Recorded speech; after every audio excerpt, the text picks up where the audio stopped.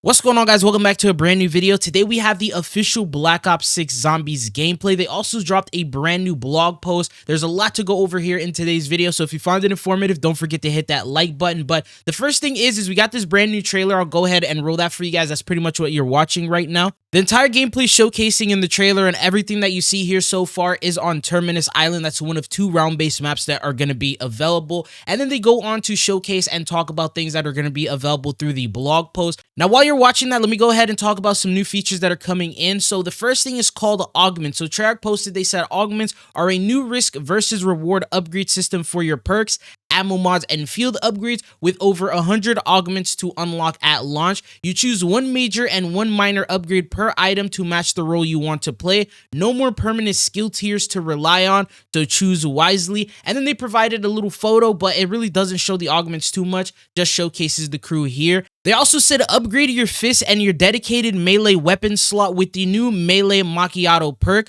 coming in on day one. And this is what the perk looks like, the little gift that they ended up posting. And then following that, they said we're also introducing the Shadow Elemental damage type at launch, along with all new Shadow Rift ammo mod. Teleport zombies into the sky with deadly results. And this is a little short 2-second clip that they ended up posting to showcase what this new Shadow Elemental feature is. Then they said another new opportunity to decimate the undead with shadow damage. Dark Flare, our newest field upgrade, generate a high damage beam that moves through multiple targets when your back's against the wall. And they showcase once again another little short clip of what that new feature looks like. Then they go on to say, have you heard of Mr. Peak's Gobblegums are back for the first time since Black Ops 3, now with the ability to store up to 3 unique Gobblegums when you need them most, and they're only consumed when you activate them. So you could save them in the game if you want. And then they provide a photo of what that looks like. Then they go on to talk about the evolving zombies. So they said evolving zombies are coming for you. On Terminus Island, a zombie's head might erupt into a wall-crawling vermin,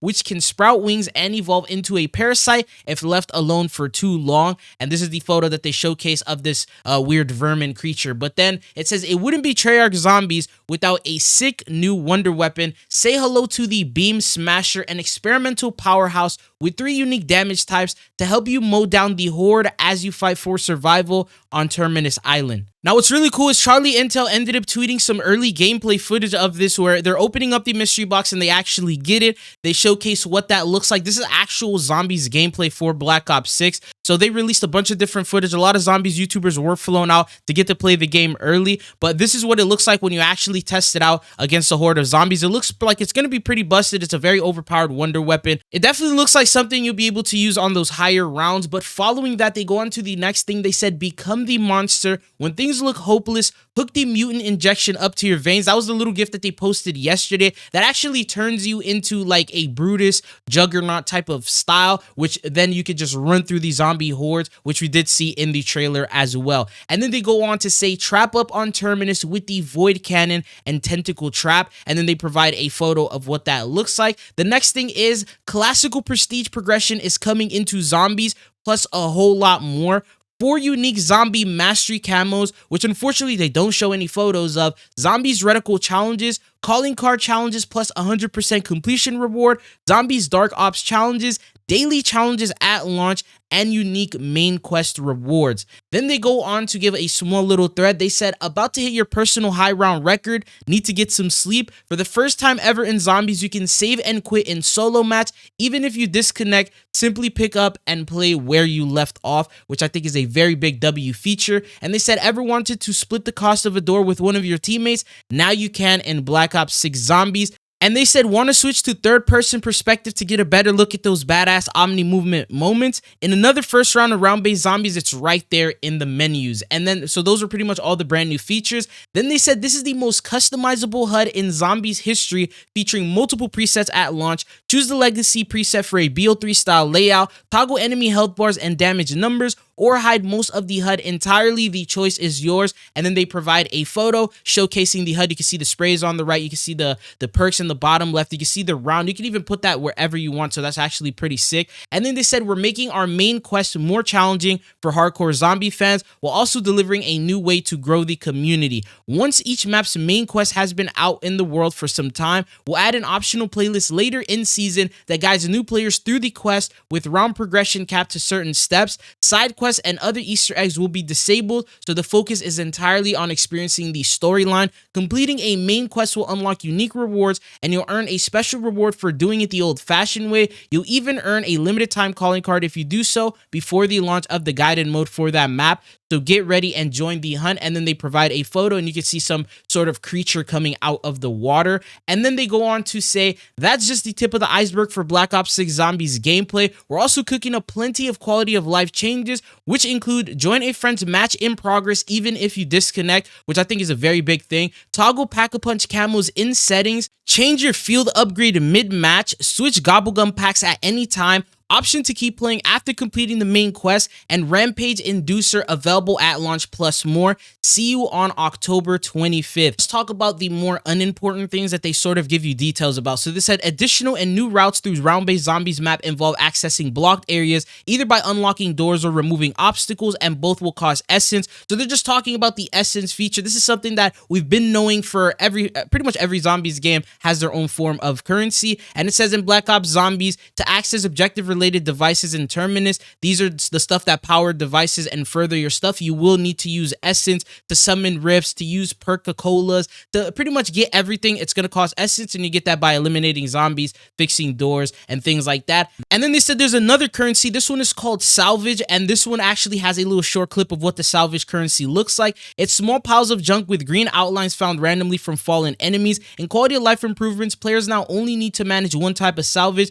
as opposed to collecting both normal and high grade in Black Ops Cold War. And then you can use it in the following ways: to access ammo mods, to upgrade the rarity of weapons, to build specific tactical equipment in the crafting table. So the usual stuff we saw in Cold War. Then you have the main quest. So there's going to be a main storyline where you're left to your own device to solve, usually after the route of the Pack-a-Punch machine has been completed. The main quest for Terminus follows a similar pattern, and you're free to fully explore the prison area, the ocean, the smaller islands, and tactical rafts at your disposal. But one of the more thrilling aspects of the zombies is the complete freedom you're given to investigate a variety of odd, out-of-the-way, seemingly innocuous parts of the map. Sometimes there's nothing to find, sometimes an audio log, document, strange artifacts, little Easter eggs, occasionally an entire hidden set of objectives that's unearthed. Now, they obviously won't tell you what the Easter eggs are, but they tell you that there's going to be a lot coming in zombies that you'll need to discover for yourself. And then they provide just random photos here and there. And then they said Exfil or expire. At some point, even the most hardened, strategically focused zombie player needs to extradite themselves from relentless hordes. And once you want to leave Terminus, you can call upon Raptor 1 to locate a landing site while you race to secure it before you're all overwhelmed. After clearing the vicinity, you may yet live to see another match. So they are introducing an exfil option, unlike regular zombies where you just pretty much play until you die. And then they talk about the movement. So omnidirectional movement joins zombies, and then they showcase that you can take advantage of that using that with like PhD Flopper, and they show a little short clip. Now they talk about the weapons and loadouts. They said neutralizing the frothing undead requires more than harsh words and bravado. You're fortunate to be able to count on extensive armory from which to perfect your anti-zombie armaments, and the battle begins. Let's get to the gunsmith and find out. So stats and camos, naturally each of these loadout elements have zombie related challenges and badges related to them, and the weapons have camos to grind for. This includes 4 highly desirable mastery camos and zombies. And then they said keeping score, there's no need to manually tally on how many zombies each individual weapon, primary, melee, field upgrade has eliminated. This menu will keep score. Creating and counting to adapt your zombies culling arsenal is the key to in-game success, and the Black Ops 6 loadout system. And then they say the primary weapon and the fist as well as the melee. So primary weapon, choose from any available assault rifle, SMG, shotgun, LMG, marksman rifle, sniper handgun, or launcher.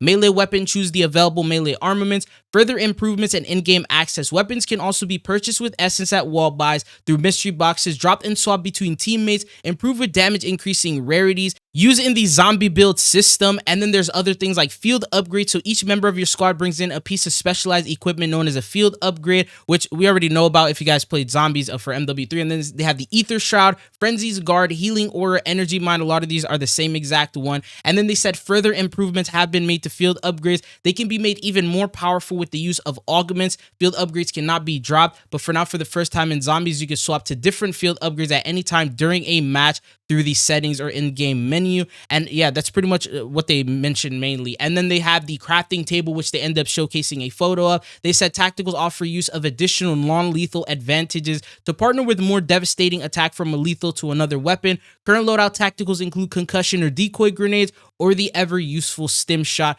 So that's like the tactical equipment. Then they have the lethal equipment, a part of the crafting table as well. And then they showcase a little short gameplay clip, around 5 seconds of them throwing a grenade. And you can see, like, yeah, pretty much everything about lethals. You got frags, stickies, molotovs, C4s, combat knives.